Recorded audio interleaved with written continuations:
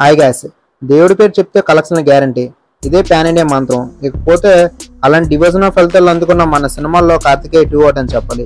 కృష్ణరత్నంతో వచ్చిన ఈ cinema pan India లెవెల్లో ప్రపంచవ్యాప్తంగా చిన్న హీరో అయిన నిఖిల్ పెద్ద హీరోగా మార్చింది. అందుకే ఆ తర్వాత చాలా మంది ఈ డివోషనల్ కథ అయితే ఎంచుకునే ప్రయత్నాలు చేస్తున్నారు. అందులో కొన్ని వర్కౌట్ అయ్యి, కొన్ని ఫెయిల్ అయ్యాయి.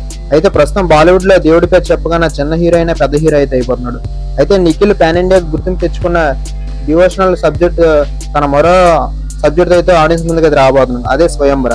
ఇకపోతే స్వయంవర ఒక దేవుడి కాన్సెప్ట్ మీద అయితే రాబోతున్నాడు. ఇకపోతే కార్తికేయ 3 కూడా ఆడియన్స్ ముందుకు అయితే రాబోతుంది. ఇకపోతే ఇదే ప్లేస్ లో అయితే ఈ 2 మూవీస్ అయితే ఒక దేవుడి సబ్జెక్ట్ తో వస్తున్నాయి. మరి ఎలాంటి హిట్ అందుకుందో మరి చూడాలి. మరి ఇకపోతే అదే రేస్ లో సబ్జెక్ట్ కూడా ప్లాన్ చేస్తున్నాడు.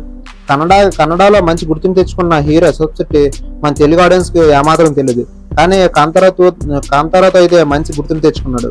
ఇకపోతే కేవలం 16 కోట్ల బడ్జెట్ తో 400 కోట్లు అయితే వసూలు చేసింది ఈ మూవీ. ఇకపోతే కాంతార 2 పెద్ద గట్టిగానే ప్లాన్ చేస్తున్నారు రిషబ్ శెట్టి. ఇది కూడా ఒక 50 కోట్ల బడ్జెట్ తో అయితే గట్టిగానే ప్లాన్ చేస్తున్నారు కాంతార 2.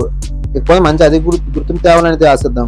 ఇకపోతే ఇందులో ఒక రణ్వీర్ కపూర్ కూడా ఒక కొత్త ప్రయోగం చేస్తానని చెప్పాలి.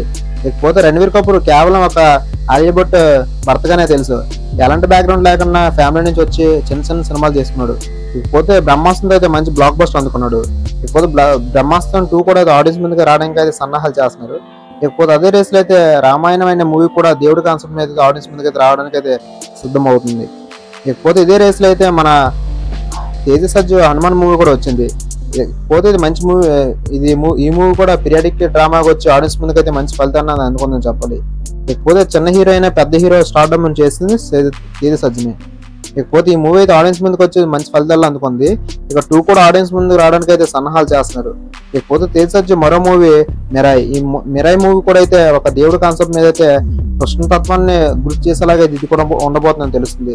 రీసెంట్ గా గ్లిమ్స్ రిలీజ్ ఒక మంచి రెస్పాన్స్ వస్తుంది. ఇది కూడా త్వరలో అయితే ఆడియన్స్ ముందుకు వచ్చి మరి ఎలాంటి వసూలు రాబడుతుంది చూడాలి. మరి ఇకపోతే ఇది కూడా ఒక మంచి కాన్సెప్ట్ అని అయితే నాకైతే అనిపిస్తుంది. ఇకపోతే ఈ మిరాయి సినిమాతో మంచి బ్లాక్ పోస్టర్ అందుకుంటే మన తేజ సజ్జు మరి వేరే లెవెల్లోకి వెళ్తాడనేది అనుకుంటున్నా. ఇకపోతే ఇదే రేస్ లో మెగాస్టార్ చిరంజీవి కూడా విశ్వమర మూవీతో రాబోతున్నాడు. ఇకపోతే ఇది కూడా ఒక మంచి పీరియాడిక్ డ్రామాగా అని తెలుస్తుంది. ఇకపోతే అతిలోక సుందరి అనే కాన్సెప్ట్ అయితే వస్తుందని తెలుస్తుంది. అంటే డైరెక్టర్ చిన్న లీక్ ఇవ్వడంతో అయితే మనకు ఆ కాన్సెప్ట్ అయితే మనకు తెలిసింది. ఇకపోతే ఇది కూడా దేవుడి కాన్సెప్ట్ అని తెలుస్తుంది. ఇకపోతే ఈమె కూడా ఆడియన్స్ మీద తెలంగాణ ఫలితాలు అనుకుని చూడాలి. మరి ఇకపోతే ఇదే రేస్ లో అయితే కల్కి కూడా సైన్స్ ఫిక్షన్ గా అయితే రాబోతుంది. కాకపోతే దీంట్లో కొంచెం ఇతిహాసానికి సంబంధించిన కొన్ని యాడ్ సీన్స్ అయితే రీసెంట్ గా అయితే రిలీజ్ చేశారు కాబట్టి ఇది కూడా ఆ కాన్సెప్ట్ లాగా వస్తుంది. మరి చూడాలి. మన నచ్చితే లైక్